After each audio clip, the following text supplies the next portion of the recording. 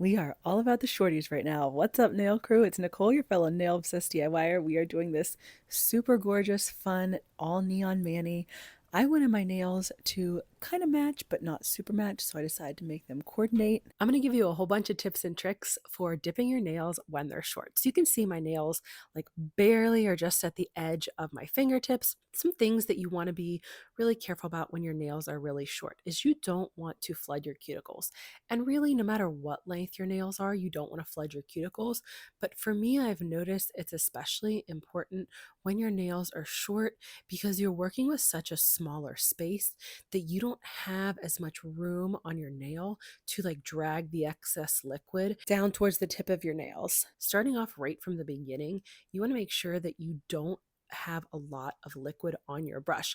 That's going to help you from flooding the cuticles, and not just flooding your cuticles, but flooding the tips of your nails, which when your nails are long, that's not really a concern because your nails go out further than the tip of your finger. But when your nails are really short, like mine are, you're more likely to get dip liquids at the edge of your nails, like on the tip of your finger. So you really want to make sure that you're controlling how much liquid you apply to the brush. That's going to be a really big help for you when you're dipping short nails. So I like to take the dip base brush and wipe off a majority of the liquid on the inside of the bottle, like on the little rim part before I pull the brush out of the bottle. You want to get a good amount of that liquid off. And you can tell on my nails, like which ones I had a little too much extra liquid on, because you'll see as I take the wooden orange wood stick around my nails, sometimes there's a little bit too much of the dip base of the dip powder, and like it kind of chunks up. That's how you'll know that I put too much liquid on my brush for some nails. So something else that's really important when you're dipping short nails is you want to trace around your cuticle, around your skin, to make sure that you don't leave any of the dip base or the dip powder on your skin. If you leave any of the dip base and dip powder on your skin, like after each dip, they're more likely going to lift. And you definitely don't want that, right? Like we're working so hard to have these nice nails, and we don't want our dips to lift any faster. So in this video, I'm really not talking about any nail prep. If you are struggling with nail prep, I have other videos that really go deep into the prepping your nails, and I'll make sure that I link those at the end of the video. Now, when you're working with really short nails, something else that's good to do is, if you're struggling and you know you're just starting with your nails, using a flake dip is super easy because you can just pour it into some kind of little container. Like I'm using these dip cups from SJ3 Designs, or if you don't have dip cups, you can use a cupcake liner. I just made a huge mess of cupcake liners. So when I found these amazing dip cups, only use them now instead of the disposable cupcake liners. So when you're using flakes, you just have to pour the dip powder into, like, the little dip cup or the cupcake liner, shake it up so that all the flakes come up to the top, and then gently lay your nail on like I've been doing. And you're able to keep your nails thin still as long as you did your dip base thinly. And then you can just put a piece of tape on the opposite hand that you're doing, like on the bottom of your fingertip, and then press the flakes down. That's why I love using flakes so much. One, because they're gorgeous, and two, because it really makes the dips easier to work with. I'm just getting back into doing my nails more after I've had some health issues over the last couple months, and I went into that in some of my previous videos.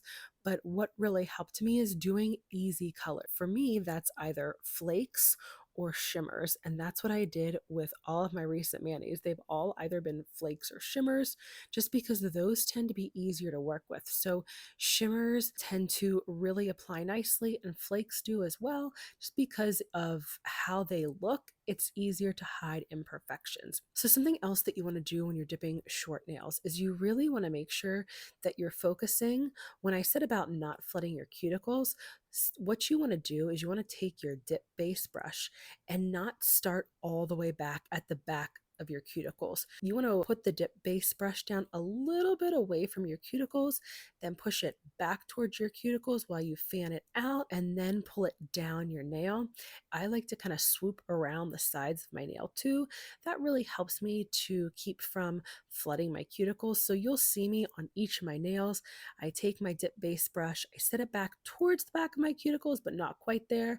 Then I fan it out, I push it back, and then I swoop down the sides of my nails to finish covering them with the dip base. All those things help me, especially when I'm dipping short nails. One thing that I really like to make sure I do when my nails are short or really any length is if I get any dip base on my skin before I even go to lay my nail into the dip powder or pour it over my nail, I take the like cuticle pusher end of an orange wood stick, the end that has like that flattened kind of curve thing to it, and go around and make sure that I get all the dip base off my skin before I would start with the dip powder.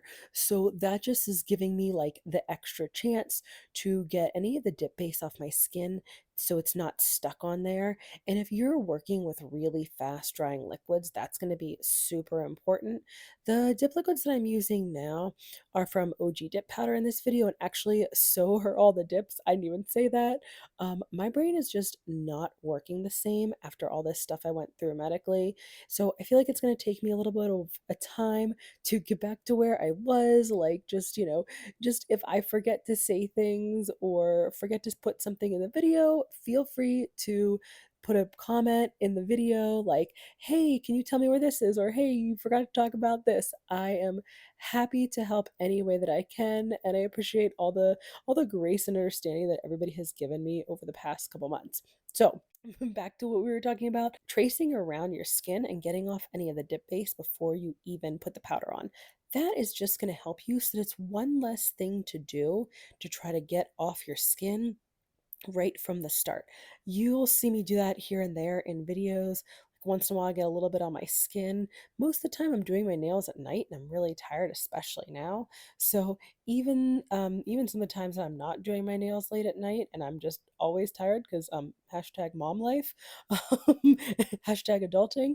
I just kind of get a little sloppy and get dip base on my skin. So wiping it off before I even start with the dip powder is really, really helpful that I have less to clean up. Another thing that really helps when your nails are short, and actually it helps when they're long, is before each dip that's going to be back towards the back of your cuticles, you want to take a cuticle pusher and push your cuticles back. This way, when you're applying the dip base, you're getting as close as possible to your cuticles without flooding them. So you see me every single time pushing my cuticles back before I go and apply the dip base. Now, when my nails are this short, I'm not worried about building an apex. I do have a little bit of a natural apex anyways, and then when I keep like a real thin layer of builder gel on my natural nails, even when they're this short, I have a little bit of an apex built in. So if you're struggling with like your nails looking too chunky, that could be one, you're applying your dip base too thickly, you're putting too much dip powder on too, or you need a little bit of an apex. So if you need a little bit of an apex, no big deal. I would just start with your clear dip powder as your base and do 1 to 2 dips like halfway down your nail. This way, when you're back towards the back of your cuticle with the dips, your nails aren't looking so thick. Once I finished with all of my dip powders, doing all of these gorgeous, gorgeous flaky dips, I went in with clear dip powder over all my nails so I could protect these beautiful flakes before I went and filed, shaped, and buffed. I like to do 2 layers of activator on each nail to make sure that they're really fully activated before I buff and shape and file. I'm like really paranoid about that. So I always dip the activator into the bottle, put it on my nail, dip it back in, and then put it on my nail again. Once your nails are hardened, you can tap on them to make sure that they make like this clicking sound, this tapping noise, and that's how you know they're hard enough to file. So when my nails are real short, I like to first go in and fix up the shaping. My shaping gets a little bit wonky and they get a little bit thick especially when my nails are real short. So I just go in with a hand file and really like to, crisp up my shape, make sure that my shape shaping is looking good before I even go and do any buffing. And I like to use a flexible file, so it's like the size of a big hand file, but it's flexible like a buffing block. You could also use a buffing block to do this part, but my hands are really big, so it's easier for me to use a flexible file. And then I like to take the flexible file and I rock it back and forth along the top of my nail in like a C curve. So the reason I'm kind of doing it like that is to make sure that I keep my C curve nicely going on my nails, and I want to buff the sides down a little bit more than I do the top.